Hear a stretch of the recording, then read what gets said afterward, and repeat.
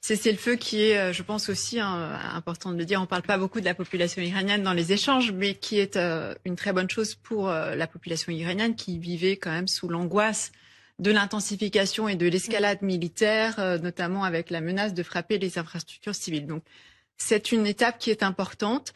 Maintenant, la paix durable, si l'accord l'objectif de ces échanges, c'est d'aboutir à un accord sur une paix durable, moi je pense que le régime iranien n'a pas intérêt à obtenir cette paix durable, parce qu'en fait cette situation de ni guerre ni paix lui convient parfaitement.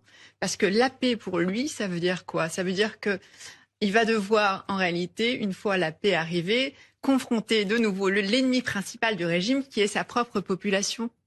Et attendre de manière fébrile le prochain déclic en Iran qui amènera le soulèvement populaire, qui cette fois pourra peut-être le renverser, sachant que la résistance à l'intérieur de l'Iran est de plus en plus organisée. On n'en parle pas beaucoup, mais il y a de plus en plus d'unités de résistance, notamment liées aux Moudjahidines. Il y a les forces ethniques en périphérie de l'Iran qui ont également des forces de résistance. Donc le régime a peur et c'est pour ça qu'il a intensifié de manière très forte la répression et les exécutions les dernières semaines.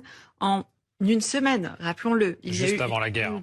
Et pendant la guerre, il y a eu une dizaine d'exécutions de prisonniers politiques, dizaines de pendaisons, dont 6 personnes qui ont été exécutés parce que membres justement des unités de résistance des Moudjahidines du peuple que j'évoquais. Donc en fait, le régime, s'il utilise la peine de mort comme un instrument, comme ça, c'est en réalité, c'est pour maintenir la terreur, faire peur à sa population et éviter ce soulèvement. Du côté américain, on voit que le